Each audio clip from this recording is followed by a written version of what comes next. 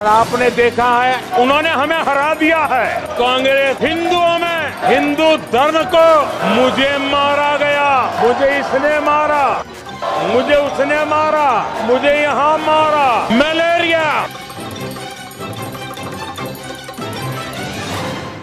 ये देश के प्रधानमंत्री नरेंद्र मोदी हैं। वही बड़बोलापन, वही बेतुकी बातें, वही जुमलेबाजी। कल संसद में 2 घंटे 16 मिनट के भाषण में प्रधानमंत्री नरेंद्र मोदी ने शुरू से अंत तक सिर्फ झूठ झूठ और झूठ बोला। प्रधानमंत्री बनने के बाद सदन में ये उनका पहला भाषण था। ऐसे में हर कोई ये उम्मीद कर रहा था कि वो मणिपुर पर बोलेंगे, महंगाई पर बोलेंगे, बेरोजगारी, पेपर लीक पर बोलेंगे, किसानों पर बोलेंगे, आतंकी हमलों पर बोलेंगे, चीन पर बोलेंगे। लेकिन नहीं, जैसे तैसे 240 सीटें लाकर प्रधानमंत्री बनने वाले मोदी जी सदन में ऐसे इतरा रहे थे, ऐसे घमंड कर रहे थे जैसे कि पूर्ण बहुमत की सरकार बनाई हो। शायद इनकी जगह कोई और होता। इतनी बुरी हार के बाद चेहरे पर जरा सी सादगी तो जरूर होती, भाषा में नरमी होती।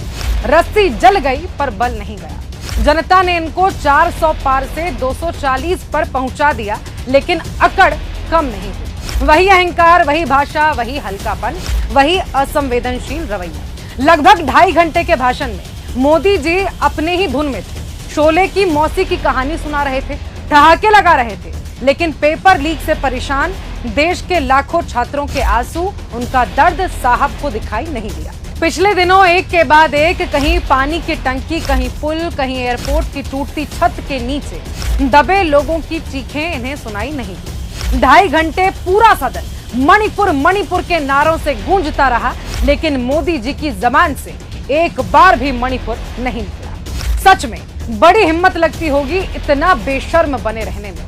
कल मोदी जी ने फिर एक बार ये साबित कर दिया कि उनके पास 10 सालों में क्या किया ये बताने के लिए कुछ भी नहीं है। और आगे क्या करेंगे, भारत के अगले 5 साल का रोड मैप क्या रहेगा, इसके लिए भी कोई प्लान सरकार के पास नहीं है। कुल मिलाकर कल संसद से मोदी जी ने साफ संदेश दिया है कि अगले 5 साल वो पहले की ही तरह मनमानी करेंगे, तानाशाही करेंगे और अपने पूंजीपति मित्रों को समर्पित रहेंगे।